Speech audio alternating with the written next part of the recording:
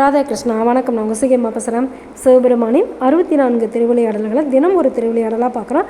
அந்த வரிசையில் இன்றைக்கி 31வது திருவிளையாடல் உலவாக்கிழி அழித்த படலத்தை பற்றி பார்க்க போகிறோம். குலபோசன பாண்டியன் ரொம்ப சிறப்பாக ஆட்சி செஞ்சுட்டு வர்றாரு. அவருடைய சேனாதிபதியான சுந்தர சாமந்தனை என்ன பண்ணுறாரு, சிவத்தொண்டு நிறையா செஞ்சிட்ருக்காரு அப்படின்னு சொல்லி நேற்று வரைக்கும் பார்த்தோமா. அதே மாதிரியே குலபோசன பாண்டியன் என்ன பண்ணுறாரு, நம்மளை விட சிறந்த பக்தன் யாருமே இல்லை அப்படின்னு சொல்லிட்டு சிவபூஜையெல்லாம் அதிகமாக செய்கிறாரு, மக்களுக்கு அன்னதானம் கொடுக்குறாரு. ஆனாலுமே திடீர்னு மதுரையில் பஞ்சம் வந்துருச்சு. மக்கள் எல்லாருமே ரொம்ப பசியால் வாடுறாங்க. கஜானாவில் இருந்த காசு எல்லாமே காலி ஆயிடுச்சு. அதுக்கப்புறம் குலபோசன பாண்டியன் நினச்சி பார்க்குறாரு, நாம் சிவத்தொண்டு பண்ணுறதும் இல்லாத நம்மளுடைய அமைச்சருமே சிவத்தொண்டு செய்கிறாரு, இப்போ கஜானாவில் இருக்கிற பணமும் காலி ஆயிடுச்சு, நம்ம என்ன பண்ணுறது அப்படின்னு சொல்லிட்டு சிவபெருமானை போய் தஞ்சமடைகிறாரு. அதுக்கப்புறம் ஒரு நாள் குலபோசன பாண்டியன் தூங்கிட்டு இருக்கும்போது அவருடைய கனவுல சிவபெருமான் போய், நீ எதுக்கும் கவலைப்படாத, இந்த உனக்காக ஒரு உலவாக்கிழி தரேன், இதை வச்சு நீ பஞ்சத்தை போய்க்கிடு அப்படின்னு சொல்கிறாரு. உலவாக்கிழி அப்படிங்கிறது பொற்கிழி, அது அல்ல குறையாமல் அதில் இருக்கும் அப்படின்னு சிவபெருமான் சொல்கிறாரு. அதை பார்த்துட்டு குலபூஷண பாண்டியனுக்கு ரொம்ப சந்தோஷமாயிடுது.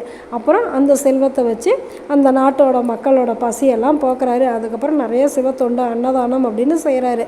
இதெல்லாம் செஞ்சுக்கிட்டே இருக்கும்போதே குலபூஷண பாண்டியனுக்கு இன்னொரு சிந்தனையும் வருது. நாம் எப்போவுமே சிவனுடைய சிந்தனையில் தான் இருக்கோம், சிவத்தொண்டு தான் செஞ்சிட்ருக்கோம், இருந்தாலும் நம்மளுக்கு ஏன் இவ்வளோ கஷ்டம் வந்தது அப்படின்னு சொல்லிட்டு சிவபெருமானை தான் கேட்கணும் அப்படின்ட்டு சிவபெருமானை கேட்டுக்கிட்டே இருக்காரு. அப்புறம் ஒரு நாள் தூங்கும்போது அவருடைய கனவுல சிவபெருமான் வராரு. நீ சிவத்தொண்டு செஞ்சதெல்லாம் சரிதான், எல்லா மக்களுக்குமே நீ சரியான முறையில் நல்ல ஆட்சி கொடுத்துட்டு இருந்ததும் சரிதான், ஆனால் என்னை விட சிறந்த பக்தன் இல்லை, என்னை விட சிறந்த அரசன் இல்லை அப்படிங்கிற அகந்தை உனக்கு வந்துருச்சு. அந்த அகந்தை இருந்ததுனாக்கா எந்த மனிதனாலையுமே நற்கதி அடைய முடியாது. உன்னுடைய அகந்தையை போக்கணும் அப்படிங்கிறதுக்காக தான் இந்த மதுரையில் பஞ்சம் வந்தது. நீ ஒருத்தங்க செஞ்ச தப்புனால இன்னைக்கு மதுரை மக்களே கஷ்டப்படுற மாதிரி ஆயிடுச்சு அப்படிங்கிறாங்க. அப்போ தான் குலபூஷண பாண்டியனுக்கு தன்னுடைய தவறு தெரியுது. ஒரு அரசன் நல்லது செஞ்சாலும் சரி கெட்டது செஞ்சாலும் சரி அது அந்த நாட்டு மக்களை தான் பாதிக்கும் அப்படிங்கிறத உணர்ந்துடுறாரு. அதுக்கப்புறமேட்டு என்ன, சிவபெருமான முழுசாக சரணடைஞ்சிடுறாரு. இதுதான் உலவாக்கிழி அழித்த படலம். நாளைக்கு சிவபெருமான் என்ன திருவிளையாடல் பண்ண போகிறாரு அப்படின்னு சொல்லி பார்க்கலாமா.